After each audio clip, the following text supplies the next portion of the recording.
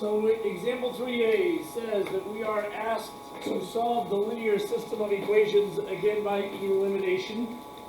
So, as we talked about, make sure you always know which method is which. So with the elimination, again, the very first thing that we look for is, if we can, we just add or subtract to get our variables to cancel. Graceland, is that going to work in this problem? Nope, because we do not have the same number in front of the x's or the same number in front of the y's. So, question for all of you guys. Do we need to change one or both? Only need to change one. Okay? Which one do we need to change? The top one, and how are we going to change it? We're going to multiply that by 2. Okay? So again, when you do this on your assessment, Tuesday and Thursday next week, I am going to want to make sure that you show that. You didn't just randomly change them however you wanted. Show mathematically how you're changing that. So doubling everything in this top one is going to leave us with a negative 4x minus 4y is equal to 12.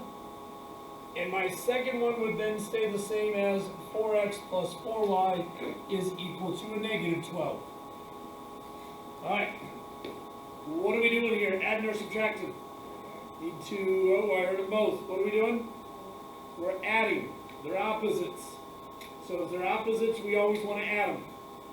So if we're adding these two together, negative 4x plus 4x, those cancel out and give me 0. Negative 4y plus 4y also cancels out to give me 0. What do we know right away if the variables are eliminated? Both of them.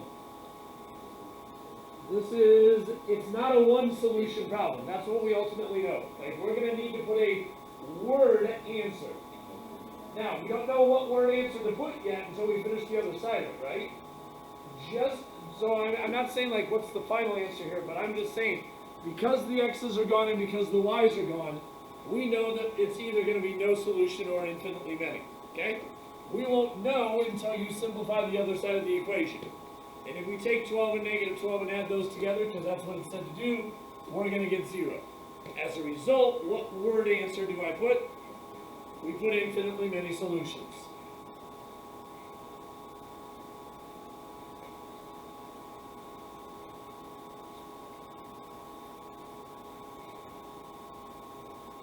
Just like so. Now, again, until you get comfortable with this, but you're not going to get comfortable with it until you actually see it done enough, can somebody tell me, is there another way that you can only change one equation here and get what we wanted? You can divide the bottom one by 2. We talked a little bit about that yesterday, just so we can kind of see these strategies. You could, if you wanted to, divide the bottom here each by 2. So you keep the top as a negative 2x minus 2y is equal to 6. And your bottom would now become 2x plus 2y is equal to a negative 6. It's still going to get you the same thing when you get done. Okay, when you added those two together, 0x's, 0y's, negative 6 plus 6 is 0, you'd still end up getting the same answer. Okay? But again, when we talk about multiplying, a lot of times people just say, well, that's all we can do is multiply. Well, dividing by 2 is multiplying. It's the same as multiplying by a half. We don't often think about bringing fractions into that problem, but it does allow you to see another avenue of being able to solve those problems. Okay? Alright, 3b. Caleb, can we add or subtract these right away? No, we cannot. Everybody, do we need to change one or change both? Change what? Change one. Carly, which one we changing? How we changing it? Times by 2 on the top. So when we double the top, that now gives us 14x minus 18y equals negative 2. And on the bottom, negative 14x plus 18y is equal to 10. We're not changing the bottom equation. Okay, operation that we need here, add or subtract. Need to add them, because again, they're opposites. Opposites we always add. 14 plus negative 14 is 0x's. Negative 18 plus 18 is 0y's. Again, as soon as I see that happen, this is a word answer. Okay? what that word answer is depends on how this simplifies. Negative 2 plus 10 gives me 8. So what's my word answer for this one? No solution.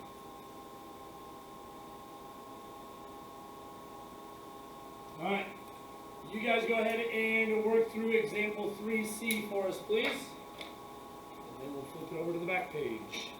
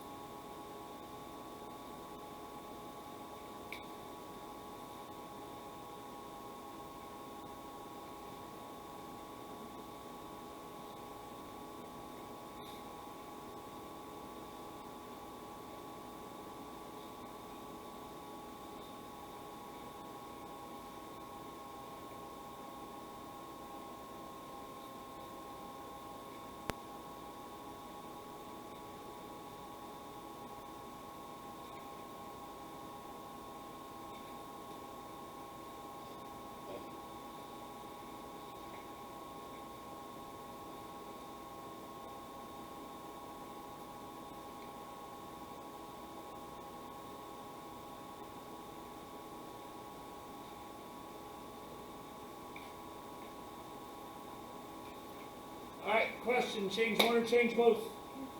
Change one, Lily, which one we changing, how we changing it? By 3. So we're going to keep the top, negative 12x plus 2y is equal to 4. Changing the bottom to be 12x minus 9y is equal to a negative 18. All right, add or subtract here. Anyone add? Okay, opposites we add. Negative 12x plus 12x is 0.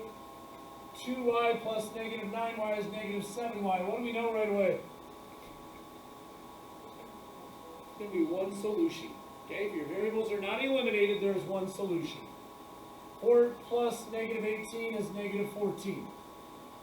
We would divide each side here by negative 7, and y turns out to be equal to 2.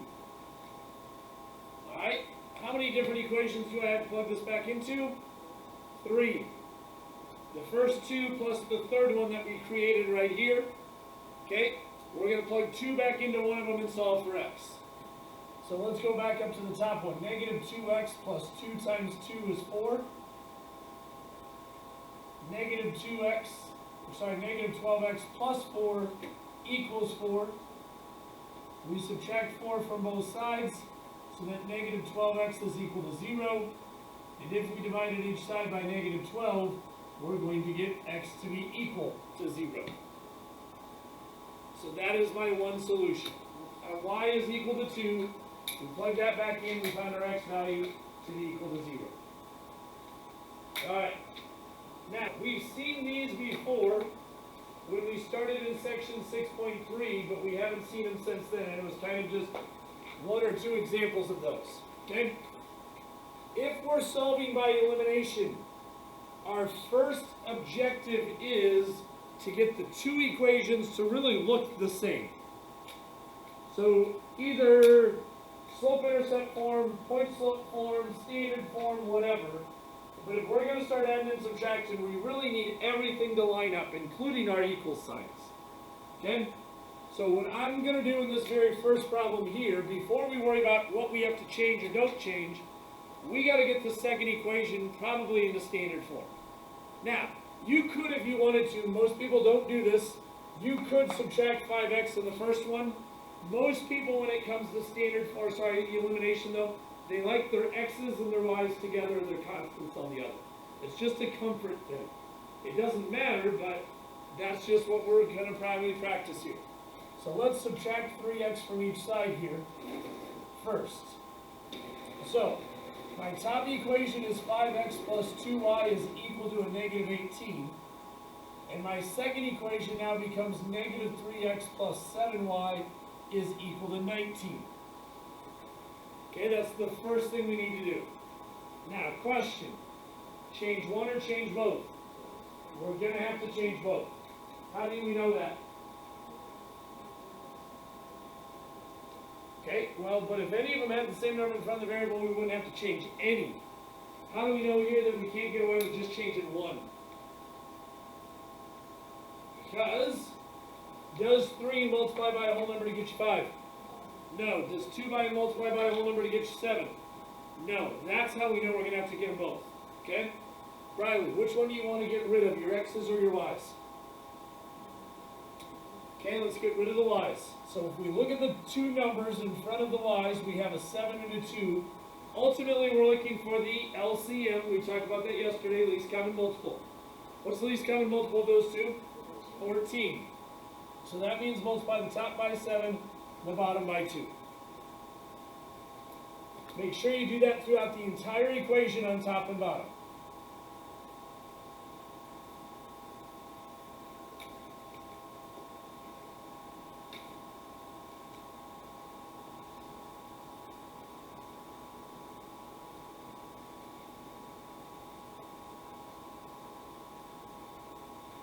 Alright, do me a favor everyone, double check my two equations there. I don't want to make a computational error and then find out later on down the road that it's wrong. Okay? Are we adding or subtracting here? Oh, nope. We're doing it for y's. Y's are the same numbers, so we are subtracting. Again, this is the big idea. Make sure that when you do subtraction, that's the one that students make the most mistakes on. Talked a lot about that for 3 days in a row now. Hopefully, you are comfortable doing whatever you need to do your subtraction correctly. 35x minus a negative 6x is going to give me a 41x. 14y minus 14y is going to give you 0. And negative 126 minus 38 is going to give you what? Negative 164. Solve that for x by dividing each side by 41. And x is equal to a negative 4. How many equations do you have to plug this back into? You got 4. Okay? I'll be honest, I'm probably going to go to the second one because it's got the y by itself the most. That's, again, just personal preference there. So 7x equals 3 times negative 4 plus 19. Not 7x, it's 7y. 7y equals negative 12 plus 19, which means that 7y is equal to a positive 7. And when I divide each side by 7, then y turns out to be 1. Please, if you have time on your assessments, Tuesday and Thursday, you're checking all of these. So if I take 5 times negative 4, that's negative 20. 2 times 1 is 2. Add those two together, that's where you're going to get your negative 18. Alright, again, I'm going to have you guys now go ahead and do that last one, example 4b, see what you come up with here.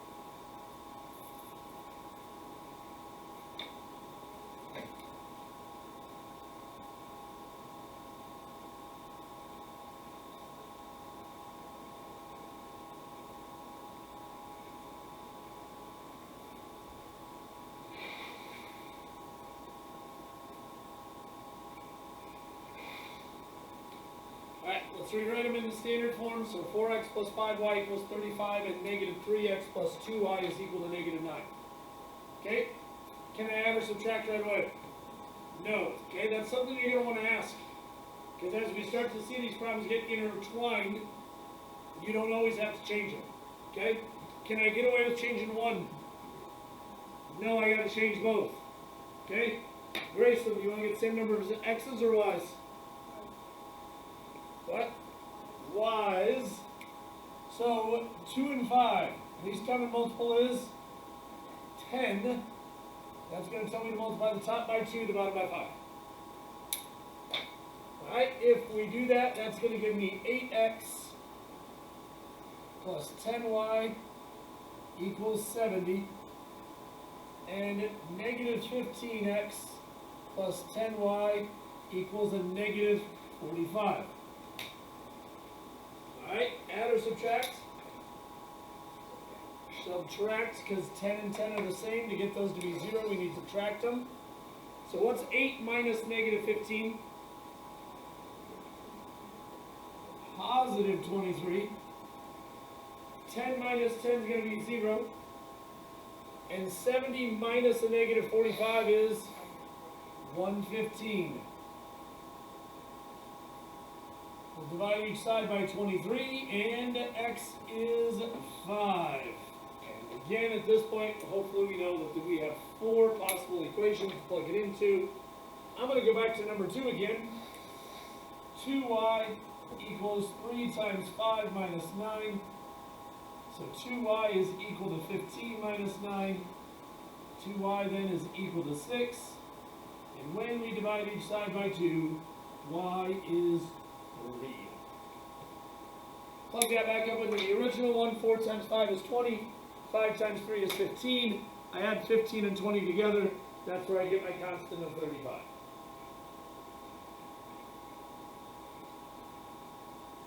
Questions on this?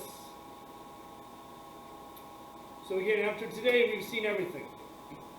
We know how to graph and solve. We know how to substitute and solve. We know how to eliminate and solve. And we have practiced throughout all of it. One solution, no solution, infinitely many. Alright? This is what you need as far as your assessment is concerned for systems of equations. Alright? So today is a 6.4 worksheet. I will come around and hand that out to you in just a minute and give you the rest of the class to work.